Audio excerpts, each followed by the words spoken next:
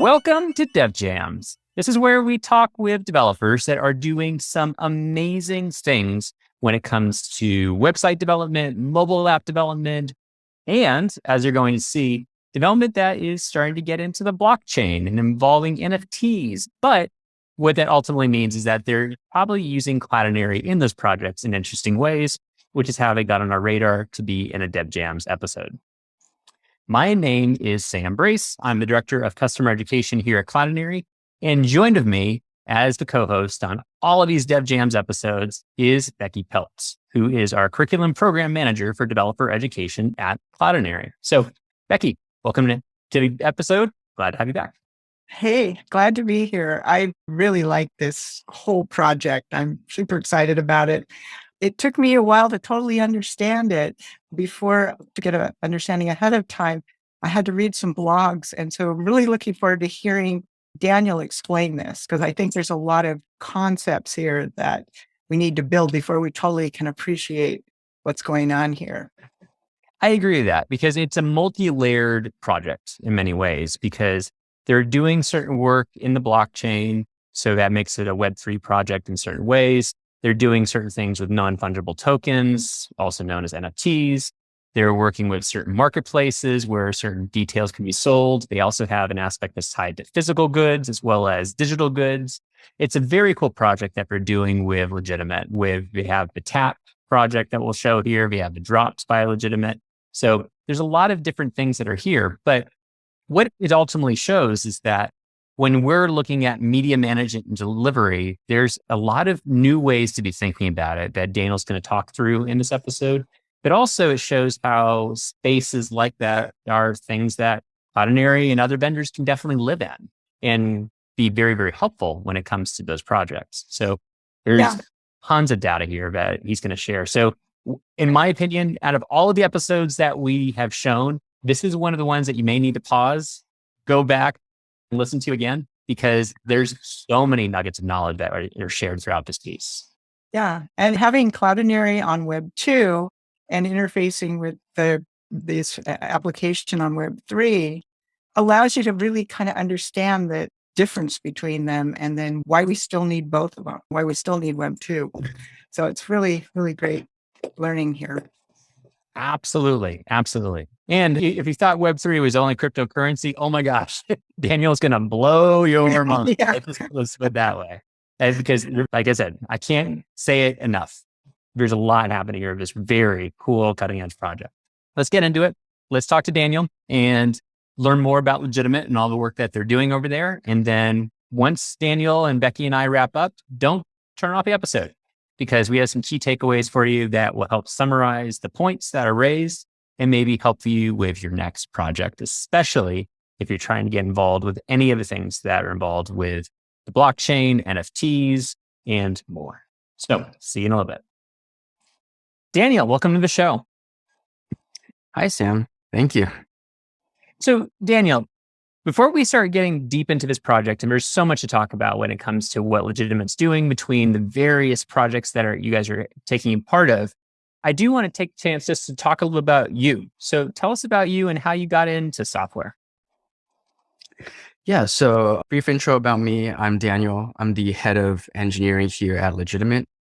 I got involved with Legitimate when Calvin, the CEO and founder, also one of my good friends from college, basically pitched me the idea of connecting the digital and the physical through the use of NFTs and blockchain. And I think right now it is an exciting space to be in, because there's a lot happening on the Web3 crypto blockchain front. And also because we get to work with a lot of cool artists and brands and providing them with the technology that can really unleash their creativity without having to worry about the technology and the technical side of things. In terms of where my technical background is, I studied computer science at UCLA years back. I spent some time at Squarespace doing content management system related things, really focusing on performance and usability of the websites that are built on Squarespace and also the building experience on Squarespace. Then after that, I spent some time at Goat.com, which is a sneaker resale platform. Because they are an e-commerce platform, performance and usability is really front and center in the product roadmap. And a lot of times we try to optimize, the checkout flow to be easy to use and also as fast as possible. So more users get funneled through that process and ends up converting more transactions that way. So that's a little bit about me. So I can see some of the connections between some of the things that we're going to talk about, where having something like Squarespace, where obviously it's driving websites, easy to use interfaces, make it simple for people to publish. Moving into the sneaker space, obviously we're going to be talking about physical goods and fashion and a little bit here. But what was the thing that got you interested in some of the other aspects of what Legitimate's doing, like NFTs, Web3, working with the blockchain? What got you going there? Yeah, so I think a lot of the newness of the Web3 and also just how early on we are in this blockchain technology, it really allows us to drive the behavior or what is the definition of a product on the blockchain. So that in of itself is really exciting. And then the other part is that I get to use some of the learnings that I had from the previous jobs in this new job as well. So a lot of the processes around like authenticity and around e-commerce and sale, we're actually doing that with the marketplace part of the protocol that we're building on Legitimate, where we help the creators sell the physical NFTs that they create. And on the other hand is the website building experience. So we do allow creators to customize the experience that pops up when a legitimate tag is tapped with a phone. And so a lot of that is the website building experience and being able to host different types of content and also optimize for that as well. So now that we've heard about your background and you have a really strong background in e-commerce, can you show us your products? Can you start to talk about your tap and drop products and the artifacts that go with them? Yeah, so let me share my screen here and I can go right into it. So the company website that we have shows the typical interactions that you can do with the physical NFT product that we have.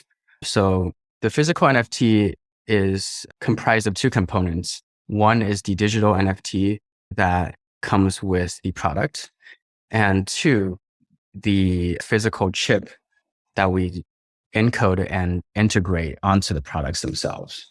So for something like a sneaker or a painting, the tag could be either placed on the shoe in here somewhere sewn in, or it could be attached to, say, like a flat surface on a painting. And with each of these chips, it emits a single-use link that the user can then scan with their phone, and it pops up on their phone and view the provenance information, the item information, details, things like that, and also additional exclusive content that maybe the creator might want to include as part of the digital experience as well.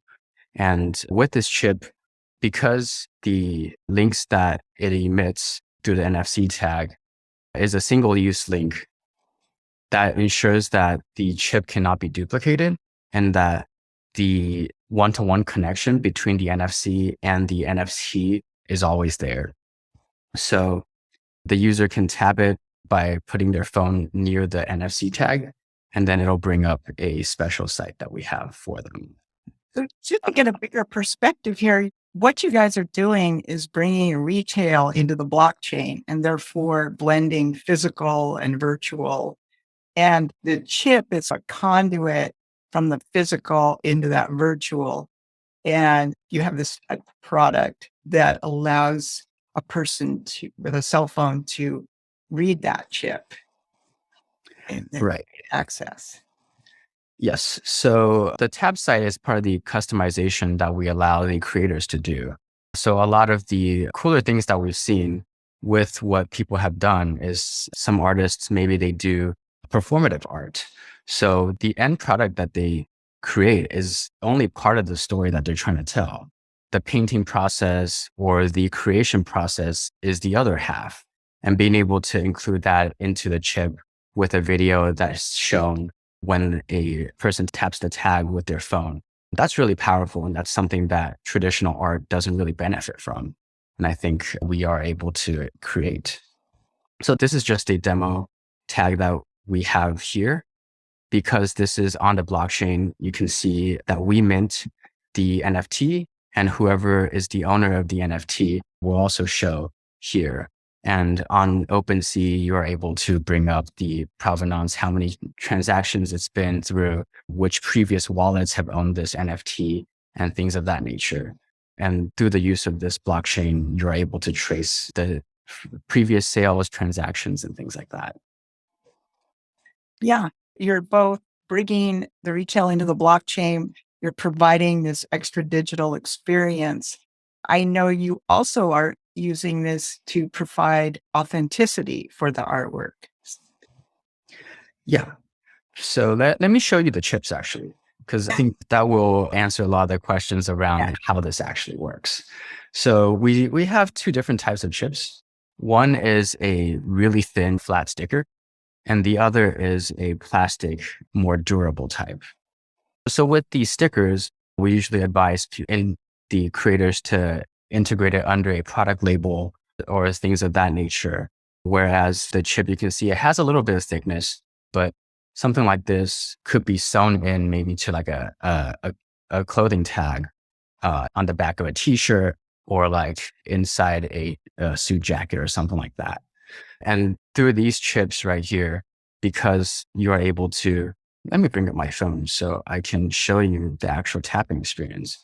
With these NFC tags that we have, anyone with a smartphone can bring up the website through the tapping and then see the actual information of each tag. So this is a demo one that I just showed off earlier, and the user can see that Legitimate minted it, the Legitimate currently owns this one, and they can go into OpenSea and take a look at what other metadata or provenance information that's displayed through OpenSea. And because it's an NFT, it works on other NFT platform as well, not just OpenSea. So anyone familiar with reading QR codes on their phone is going to have no trouble picking up this information on the blockchain. Yeah, I think this is actually easier than QR codes because you don't have to even bring up the camera. On the newer iPhones, you put it next to the tag, it will pop up. That's nice, yeah.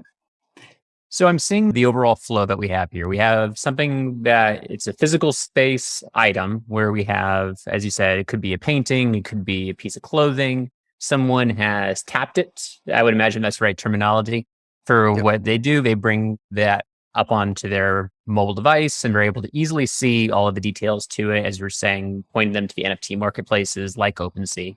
But how are you handling the overall development of this? Like, how did you connect all of these different pieces together? And I can also see there's, of course, imagery and video of all of this too. I'd love to know some more about the underlying components of this overall structure. Yeah, so we do host our images on IPFS, which is a distributed file system. But because the distributed file systems aren't usually built to scale in terms of performance, we put Cloudinary on top of that to help us deliver the images in a fast and optimized way. I do have a component that I have pulled up here where, actually, let me find this. So let me share my screen one more time, and I can go over the component that we do have to show the image.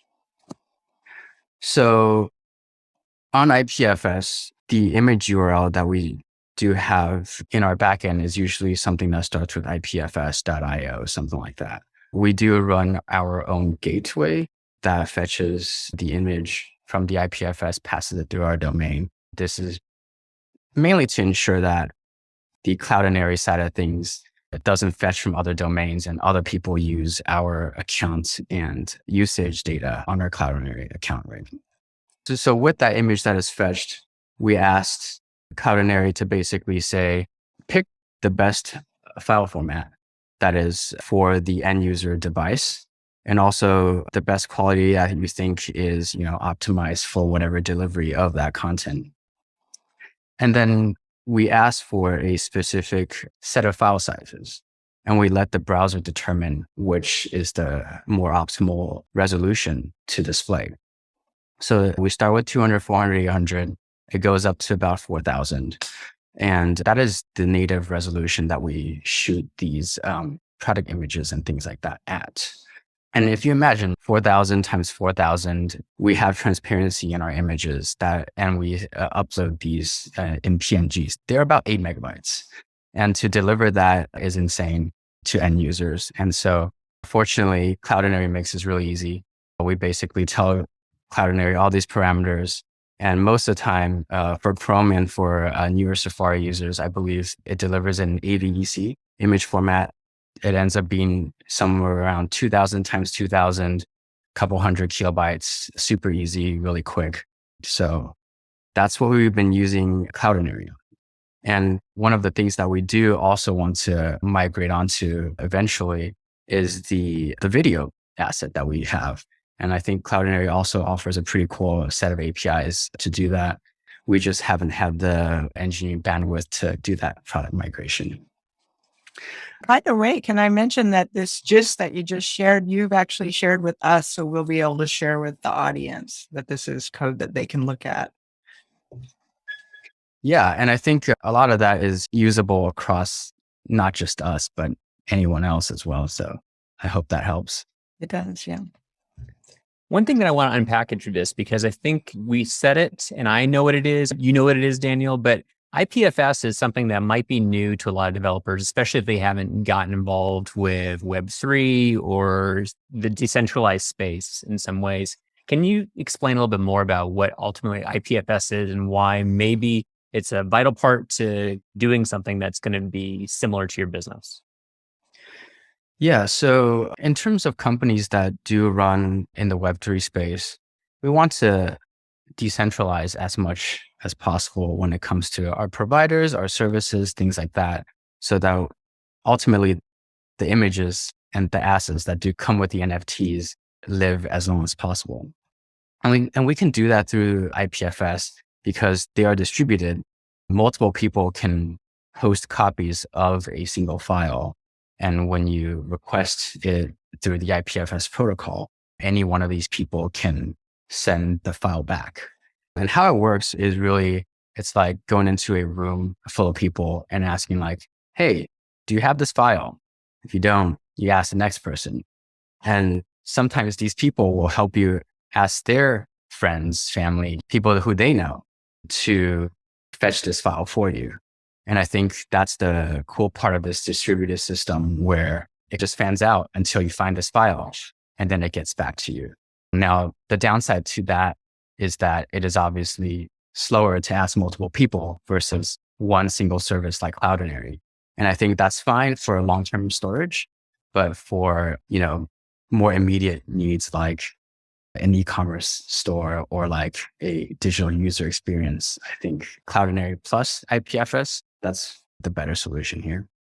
And I was just going to say that, like Daniel, wait to summarize exactly the way I was going to summarize it, because it does seem that when I've seen NFT marketplaces, others that are doing things with NFTs in different ways, sometimes where they try to shoot holes into the way that they've developed their architecture, developed their business, is they say, well, wherever these images are hosted, wherever these videos are hosted that you might be purchasing as non-fungible tokens, it's where if that goes down, you lose your assets. But I think by making sure that you're focusing on the performance aspect of Cloudinary, but also ensuring that your file always is there because of this decentralized aspect that's part of IPFS, it adds this really nice blanket of security, in my opinion. So I do think they would combine very, very well if you get into this type of space. Yeah. And that's pretty much why we use it. And I think a lot of marketplaces or other projects, they end up standing up their own like image servers. And I think that's a huge level of effort and also just cost and other things like that, where for us, it makes more sense to just pay a vendor, get the guaranteed service that we do get, and move on to other things that we do need to build custom. The other thing I wanted to ask you about is I saw right at the top of the gist that was there, you're building everything with React, it seems like. What do you know about like the decisioning, the reasonings that Legitimate decided to go down the React path? Because that is one area that we find a lot of our developers that are involved with Cloudinary, you're always trying to figure out what new framework, what new thing should I be building my project against? And you seem to have chosen React. What was the reason for that? Yeah, so we think that a lot of the things that we're building in terms of the product side is very new, that we want to build on a foundation that's reliable and also well supported. React has a huge ecosystem of testing libraries, tools, build tools, optimization tools, and Facebook is still actively developing on it, creating new features and things like that. So it's a very solid foundation to build on versus other newer frameworks and things like that. And it's also easier to hire developers for, easy to find API vendors for, like Cloudinary, I think you have docs that are specific to React. So we can just copy and paste the code instead of saying like, well, in this framework, how does this translate with this JavaScript API? Do I need to write a new component, new util, things like that? We don't have to do any of that. So I think that's great. And there are also a bunch of other external vendors that we do use as well. And they mostly all support React. So that's been pretty great in terms of just engineering velocity as well. One thing I don't think I shared yet is the drop side of things, which is the platform that the creators of our NFTs can use to sell and transact their physical NFTs, their creations. So let me share my screen again, and we can go through that and also some of the technologies that power that as well. So this is the drop site. It runs on Next.js, which is the server rendered version of React, basically. And we chose that because it is an e-commerce site where you get to bid on different products and creations that artists, brands have created and things like that. And because we do want to convert users into bids, speed and reliability is front and center for this platform right here. And also a lot of the marketing side of things, we do want to optimize in terms of processes. And this is where Builder.io came from. So a lot of the content that you see here on the site that's more marketing related, these are actually all Builder.io blocks or pages that are configured. And I believe they are one of Cloudinary's partners as well. So just want to highlight that they've been very helpful in reducing the amount of, engineering effort spent on marketing content. Yeah. And I that's one thing that's, I think, very smart that you guys have done, because obviously you're the head of engineering, you're someone that understands developers, you're a developer yourself, but the people that have to ultimately maintain a lot of these websites, they're not developers in a lot of cases. They're people that are tied to marketing. They might be tied to understand just content management, and be able to put a nice user interface, essentially a wrapper around a content management system, like the way the Builder provides it. It's a very good technique to try to get more adoption rather than people saying, oh, that CMS is so hard to use. So I think you're doing a lot of really smart things by building out this infrastructure that I'm seeing of Legitimate, by including some best of breed vendors for sure. Yeah, You're running with Next.js, and Vercel is also a Cloudinary partner. So we are all in a mesh here with this. Yeah. I think my philosophy here is that if I can pay a vendor to do something, it's cheaper and easier than spending our own engineering time to build the same thing out, and possibly a lot more reliable as well. So I think some of the cooler content that we've done with Builder.io here is like, say, we want to embed a video showing how the tapping mechanism works. Like, this is all Builder.io. We spent 5 minutes putting the Builder.io block in. That's it. And I think for one of the items here, we also included a promotional video that is also part of the marketing effort that we did here. And this took 2 seconds to upload. That was about it. And we did also like 2 different revisions of this video. And the marketing team was able to just do that themselves. We didn't have to spend any engineering effort to swap the videos in and out. So that was really great as well.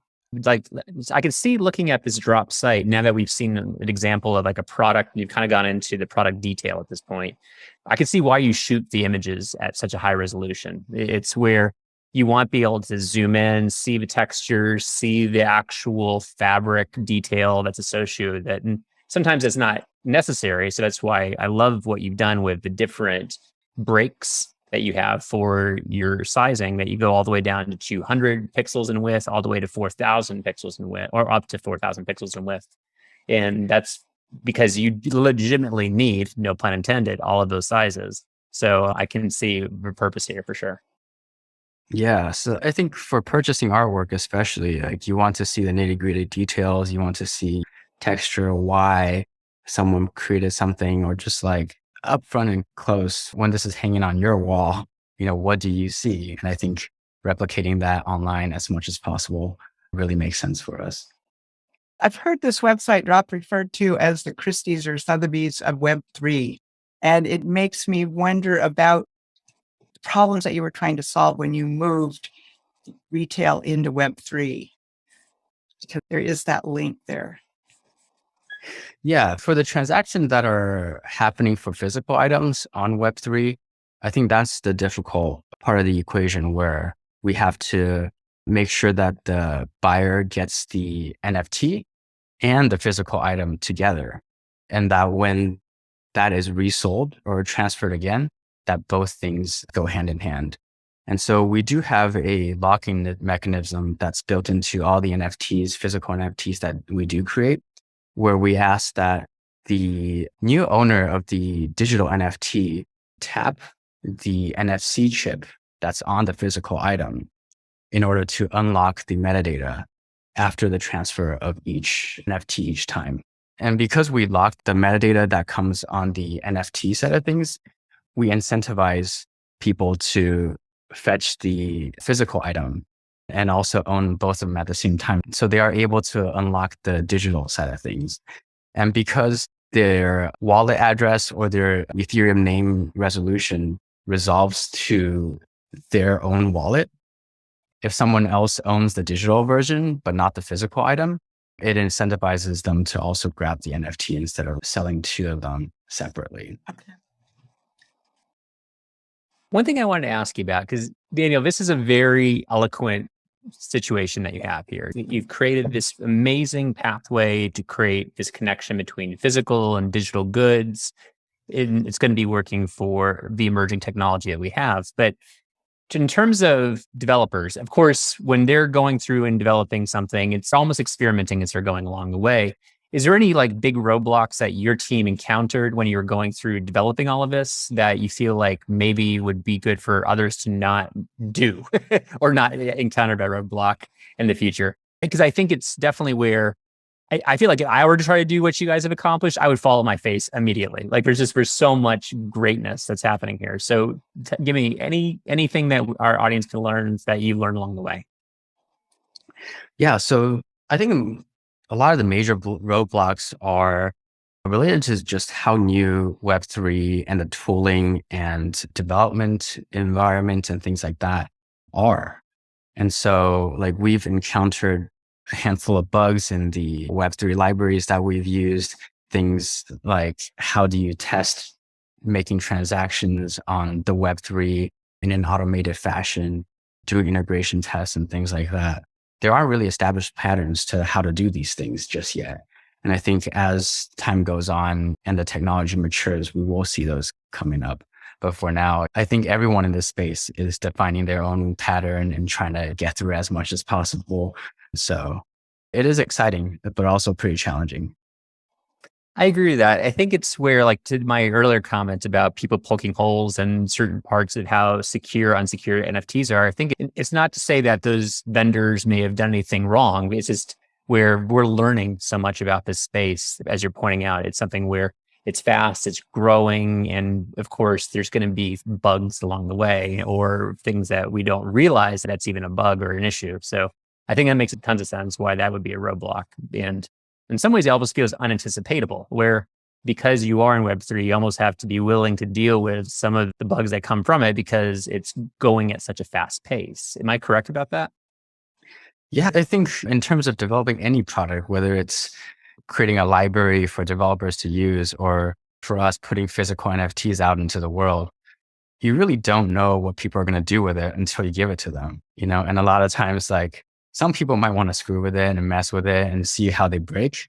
Other people might try to create interesting use cases for specific things that we might have not imagined. and enabling all that, putting it in front of people so they can play with it. I think that's all part of the product process at the end of the day. Another thing is a lot of what we read in the news is about the Web3 and the prospect of buying currency and making profit on the currency going up. And what you're doing is you're not focusing on making more currency, but actually just transacting within that space. And so if capital flows into that space, it's as a result of retail transactions, not just people trying to buy and grow their value of their currency through that. Yeah, the value of our platform is really in the value that we create for our creators and partners who leverage our technology.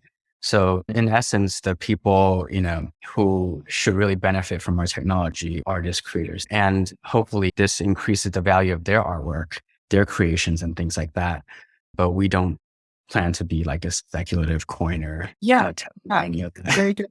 I know because you provide an authenticity by linking it to an NFT, linking the physical product to the NFT, in a world where people are getting into online consignment and they want to know that what they're buying online as a used product is that very expensive purse or whatever, your development could lead to quicker ways to have that authenticity, to make that authenticity come true. Yeah. Like the demo that I showed you earlier, anyone, you or I, with a physical tag and also a smartphone can verify the authenticity of something. I think that's really powerful to put in the hands of consumers, right? So we don't have to go to, say, a consignment store or a professional authenticator to say like, oh, this is a real thing. Yeah. And in terms of the value that brings to that product now, because you're able to authenticate yourself, you don't have to pay the resale price of, say, like any of these consignment platforms that most people currently have to. Yeah. And you're going to be willing to pay the asking price when you know that it's an authentic good, so to speak. Yeah. So Daniel, I think we've covered so much here today, and I know that hopefully our audience will start diving into Legitimate and all the projects that are associated with what Legitimate is doing, and hopefully they also get a better understanding if they are planning on dipping their toe into the Web3 waters, how they can be working with media in a better way. Very similar, because I feel many of the things that you showed are absolutely best practices that when you are going into that space. Is there anything else that you can think of that you could say this would be very important for our audience to know, or anything that you want to drive people to for more information about what Legitimate's doing? Anything, this is your time. Yeah, so we do have a company blog as well, blog.legitimatetech. I can share that in a little bit. We actually just got done creating our new blog. This is hosted on Squarespace. It has a little bit of technology highlights around what it is that's powering our technology, but we really want to highlight the artists and their stories and why it is they create and what they create. So a lot of these artist spotlights are really on them. So that is a good place to get information on Legitimate and what we're up to. We do have social links, Twitter, Instagram. We are on TikTok now as well, and LinkedIn. So find us on our company website and the links there to follow us. Wonderful. And I hope everybody does continue to follow the work that you're doing, because when we came across this project, I was very inspired. I know, Becky, I don't want to speak for you, but we were both inspired. It's great. It's really cool. So I would say keep up the great work that you're doing, Daniel, and the entire Legitimate team as well. And I hope to see some awesome things in the next few months, because this is just in the time that we're getting to be talking with you as we were talking about this episode, it's where there's been big leaps and bounds of what you guys are doing. So you guys are moving at a very rapid pace, which is also very, very exciting. Yeah, thank you for having me as well. Really appreciate the time that both of you take to showcase what it is that we do and a lot of the cool things that we also do with Cloudinary as well. Yeah, well, we love seeing that you're using F-Auto, Q-Auto, because you're optimizing for the web. So. Thank you. Becky, my head is spinning with all of the awesome information that Daniel was able to share with us here. Right? And it just shows how passionate they are about what they're doing by showing off what artists are building, what their artists are creating, and showing awesome ways for people to be involved with that through their marketplaces, but also the authentication aspects of it. There's so much here. Tell me, what got you going? What are your key takeaways? I like the idea that you could buy a hat and along with it, you could get the whole digital experience of how the hat was created. We definitely appreciate the authenticity part of this whole process, but also the fact that you are getting these NFTs and they do contain lots of interesting information that just goes along with the physical product. And just the whole idea that you can actually pair digital stuff with physical stuff with a little tag that you can just wave your phone past and then pull in that whole digital experience. So there's a lot here, and I think it's going to be really neat when this really gets into the hands of consumers. I agree. And I think there's so many angles that you can take with it because there are some people that are very focused on authenticity, where we're saying, hey, if I'm purchasing this unique brand, this specific brand, I want to ensure that it is what it says it is. It's not a knockoff. I didn't buy it from some cheap market or something along those lines. It's to say, yes, this is real. This is exactly what I expected it to be. But I think the thing that Daniel talked about in his episode that wasn't necessarily readily apparent to me was how this type of experience that they have going from physical to digital and creating that digital experience with the consumption of that and also being able to be part of that, it builds that relationship with the artist and the person in a deeper way than I think is really even possible with a face-to-face interaction, because now they can be contacting them. They can send them details about the next things are coming out. They can explain the building process of what it took to be able to purchase the hat that you mentioned. There's just a lot here that I think will really expand the fashion space, the artist space in new ways if projects like Legitimate are really embraced. Yeah, well, there's a lot of people into consignment now too, and being able to authenticate when you want to charge a larger amount for it, that'll be really nice. You can do that without bringing in a bunch of experts to actually look at the goods. So that, and Becky, that's completely true. Wouldn't it be nice to see like a big consignment situation like a Poshmark or an Etsy be like, exactly. take this technology and expand it and help all of our people that are selling vintage wear, maybe wares that they're producing themselves that are artist made. Like I could just there's so many applications to what they're making here. Like maybe this is something even bigger than what we anticipated, right? Yeah, I clearly see it as a very disruptive type of thing. Like somebody got a really innovative idea and they're delivering on it. So that's really neat. It was really cool to hear him talk about those technologies, though, as you mentioned, the NFTs and then the IPFS. I really never understood that. I didn't even know what the acronym was, but Interplanetary File System. That totally changed my view of a lot of things. Okay, so we're talking about moving when we want to put this images that are out on Web3 on the Web2, we need to move them from the interplanetary file system into something like Cloudinary.